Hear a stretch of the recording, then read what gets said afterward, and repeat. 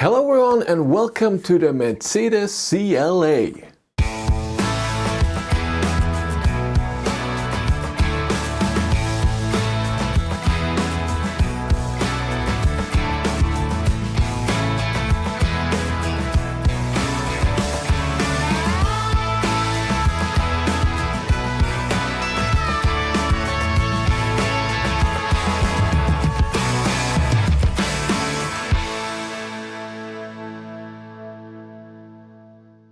How do you plan a trip with your EV? Of course you use a better route planner, the route planner for electric cars. You select your car, you set your destination, you choose the charging network you want to use and the one you want to avoid, and a better route planner will plan the whole route for you. It even looks at if you're going uphill or downhill. When you are a premium member, you can also have real-time weather and traffic information in there, and you can also use a better route planner while driving in the car with Android Auto or Apple CarPlay. Use the link in the description below to support the channel, and you also can have 30 days premium membership for free.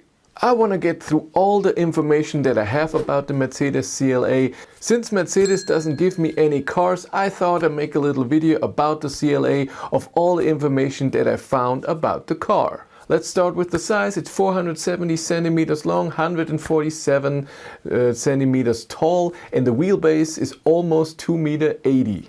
It starts with a weight of 2055 kilos and the drag coefficient is only 0.21. For example, the ID.7 is 0.23.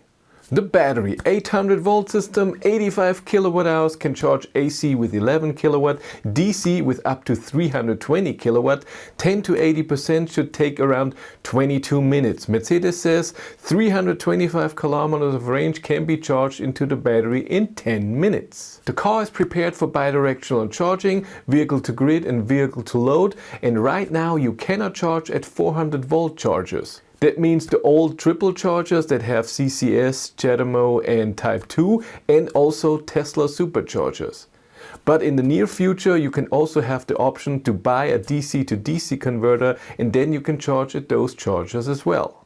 Right now you can have two models, the 250 Plus. It has rear-wheel drive 200 kilowatt, that's 272 horsepower, 6.7 seconds from 0 to 100 kilometers an hour, 792 kilometers WLTP range, and it can tow up to 1500 kilos. The other model is the all-wheel drive model, the 354 mach-e. Here we get 260 kilowatt at 354 horsepower, 4.9 seconds from 0 to 100 kilometers an hour, only 770 kilometers WLTP range. This model weighs 80 kilograms more and it can tow up to 1800 kilos. Both cars have a limited top speed of 210 kilometers an hour. Space. The boot has a space of around 405 liters, the front 101 liters, and that sounds pretty big. The turning circle is only 11.2 meters, which is pretty good, and the car also has a 2-speed transmission. This is very good for acceleration and towing, and then in the second gear it's amazingly efficient when you go on a highway at an efficient speed. The heat pump in the CLA is standard, you cannot get it without it, and it also gets the waste energy from your battery and your motor and from the ambient air. Mercedes says it's so efficient it only takes around a third of the power than a normal PTC heater.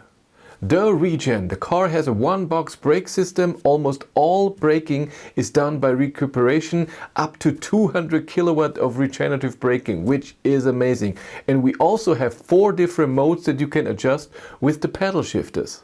Auto, intelligent recuperation, it knows where the car is, and if you have to get off somewhere then the regen is a bit stronger, and if nothing is in front of you then it's coasting automatically. D+, that's no regen, so coasting, then D standard, which is normal recuperation, and then D- with very strong regenerative braking. We have a 10-inch driver display and then a 14-inch central display, and very soon Mercedes will offer another 14-inch display for the passenger. And then your whole front is just a screen. The software. The car is on the 4th generation of the MB.OS and it will get regularly over-the-air updates for many years to come. And this includes not just updates for the infotainment system, also for the assist systems. In the main screen, which is called the zero layer, you can see the most important information and also the apps that you recently used. And you can also take apps and put them into a folder like on your phone. The navigation is based on Google Maps, and when you plan a route, the intelligent e-route planner will think of the topography, the temperature, the heating or cooling in the car, and your driving profile. And soon they will implement even wind data, so when you're driving against the wind. Awesome! Mercedes says for the assist system there's also planned for automatic lane change on the highway. So when you're driving 130 and there's a truck, it will automatically look if you can pass, and it will do that automatically. But I thought let's look at the configurator of the German website, and right now we only have the two versions. For above 55,000 euros you can get the rear-wheel drive version, and above 60,000 the all-wheel drive version. Soon Mercedes says they will offer a cheaper version for 46,000 euros.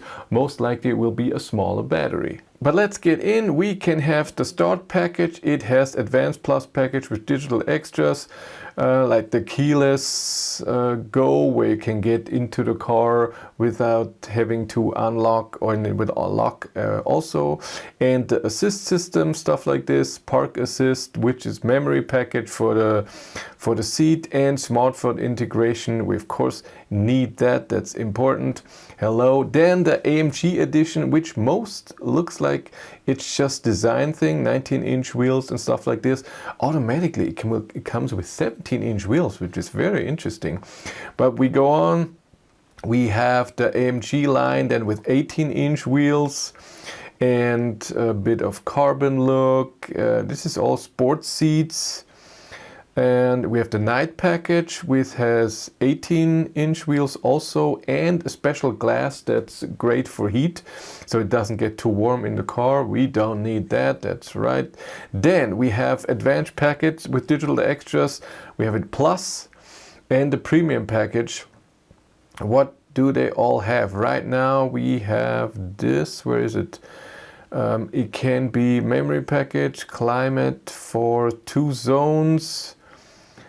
Keyless, we did that.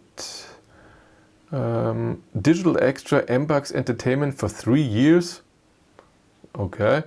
And the premium also has the head-up display on top of it, and the multi-beam LED. We need this. We need head-up display, and we so need the LED headlights. Hello, though, with good stuff. Colors, not too many. Only 5 different colors. We have red, silver, which both cost a lot of money, above 1,000 euros.